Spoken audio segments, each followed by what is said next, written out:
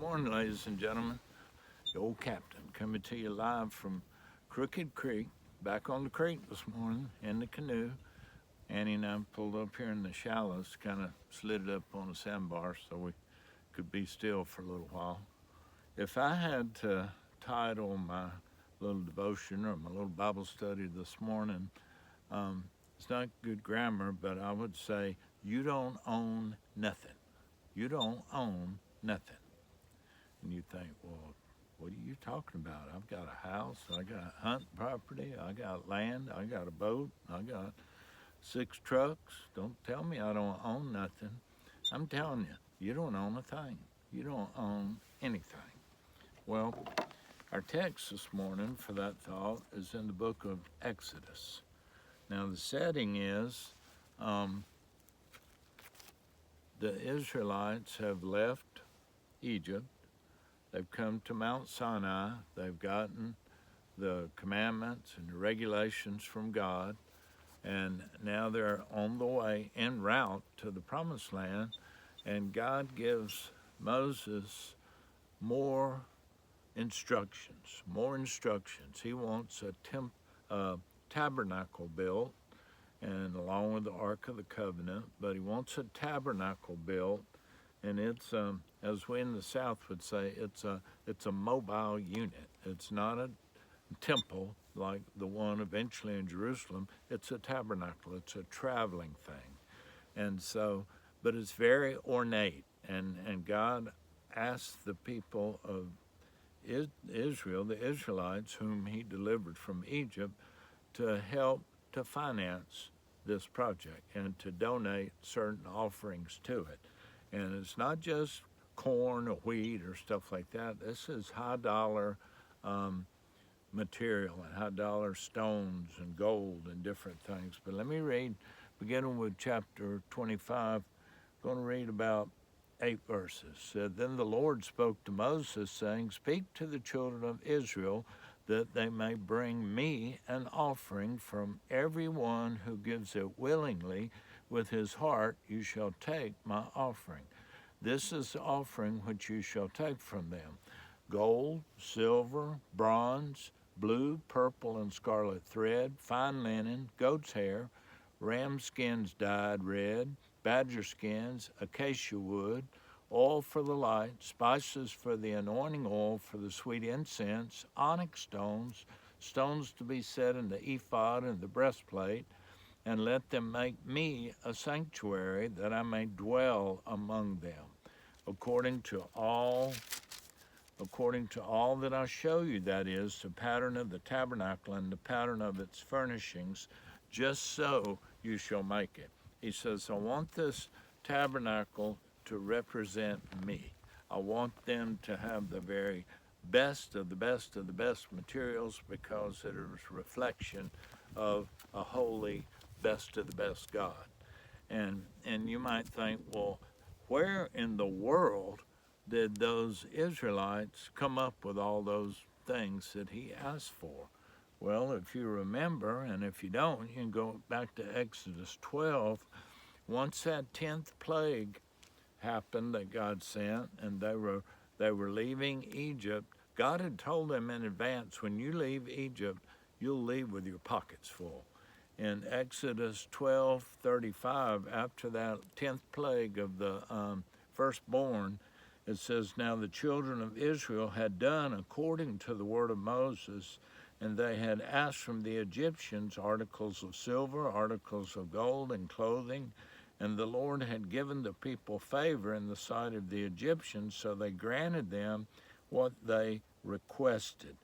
Then it says, "Thus they plundered the Egyptians." So God allowed them to get all this bounty, if you will, from Egypt, and they still had it in their possession. So what he was wanting them to do was to gratefully and joyfully lift an offering to him willfully. This wasn't anything that's required. I mean, they had to tithe, but this was a willful, obedient gift. It's even called a heave gift, Heave, like you heave ho, like you heave something. and they were heaving it up to God because of his goodness and because of his deliverance and because of his love. So you wonder, well, God gave them those things, but why did he give them to them? He gave them to them, I believe, for a season so that they could use them for something else. You know, in Psalms it says that God owns the cattle on 1,000 hills. And folks, not only does he own the cows, he owns the hills. He owns your house. He owns my house. He owns everything we got. And we are to be good stewards of it. We're to bring God glory from what he has given us. One of the sweetest things that we can do is share what we have with other people. Recently, and this is a simple story, but it's fresh on my mind and I want to share it. Recently, I was looking at some caps on Facebook, and they're called Boston Scally caps, little flat caps. And fellow at church, he had a cap on that I thought might be one of those. And he's got a big old head like mine, and I thought not only does he have one, but the one he has might fit me. So if I were to take his hat and kind of size it, I would know what to order, would I decide to order one. So one particular night, a couple of weeks ago, I commented on his hat, and I said, is that a Boston Scally cap? He said, yes, it is. And I said, do you mind if I tried it on? He said, I don't mind at all. And so he gave it to me, and he had me try it on.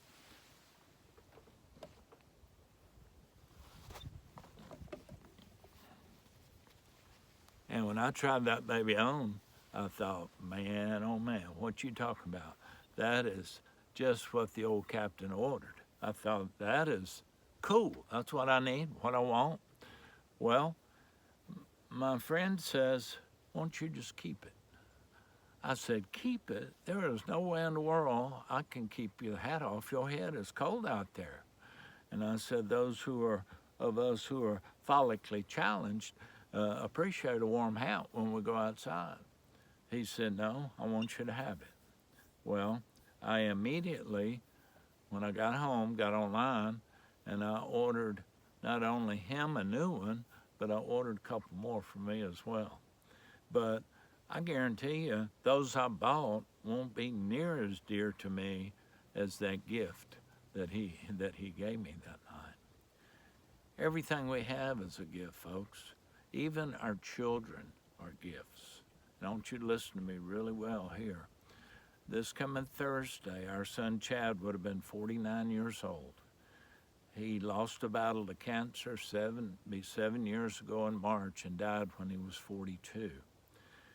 Our children are gifts to us. There's no guarantee. Cancer is no respecter of persons, and God has a reason for all of it. But I can remember a night, not long before Chad passed, Ramona was at his side. She took his hands, and she said, Lord, you have given him to me for 42 years. Now I'm prepared to give him back to you. Man, oh man. Now, folks, that's real. That's as real as I can get. Our children are gifts. Everything we have is a gift, and we're to share it with others for the glory of God. As I thought about that, I thought, well, what in the world could I sing today that would even come close to fitting? But, you know, got so tied up with what we'd rather have. I'd rather have this. I'd rather have a big truck. My truck's got 291,000 miles on it, and we're on the patch and go system. When something happens, recently I had the water pump put on, and I told the lady in the mechanic shop, I said, we're going to continue the patch and go system as long as we can. You patch it, and I'll go. And I love that truck. As in my mind, it was a gift, and I don't need anything any new or any more fine. I'd rather have what I have. And that's what I want to sing about. The song is, and I've used it before, made famous by George Beverly Shea, I'd Rather Have Jesus. And it was written by Rhea Miller, 1894 to 1966. First verse says, I'd rather have Jesus than silver or gold. I'd rather be his than have riches untold. I'd rather have Jesus than houses or lands. I'd rather be led by his nail-pierced hands than to be the king of a vast domain or be held in sin's dread sway. I'd rather have Jesus than anything this world affords today. You probably know this one, so sing it along with me. If you've got this particular hymnal, it's number 550. I'd rather have Jesus than silver or gold. I'd rather be his than have riches untold. I'd rather have Jesus than houses or land. I'd rather be led by his nail-pierced hand than to be the king of a vast domain or be held in sin's dread sway. I'd rather have Jesus than anything this world affords today. I'd rather have Jesus than men's applause. I'd rather be faithful to his dear cause. I'd rather have Jesus than worldwide fame. I'd rather be true to his holy name than to be the king of a vast domain or be held in sin's dread sway. I'd rather have Jesus than anything this world affords today. Third and final verse.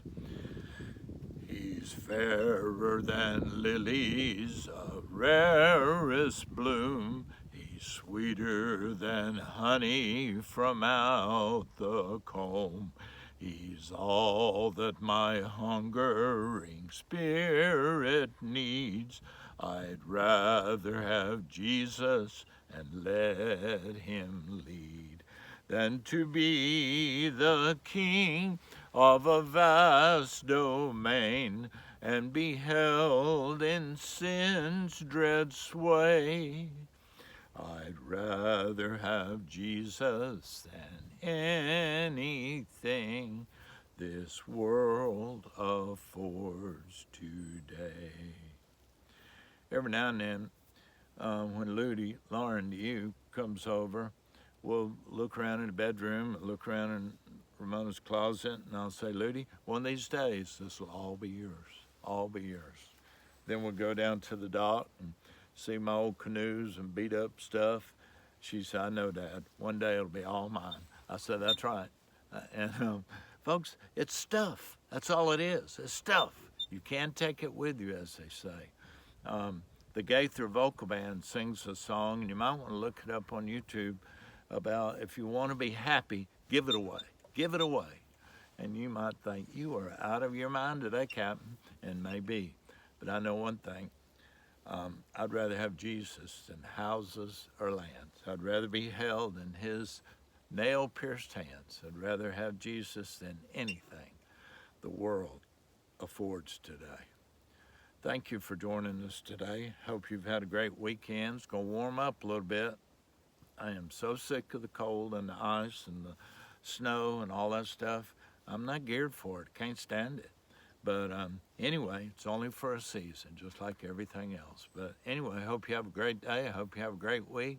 You take care and come see us on Crooked Creek. Look forward to seeing you next time for our Crooked Creek Hymn of the Week. Take care and God bless.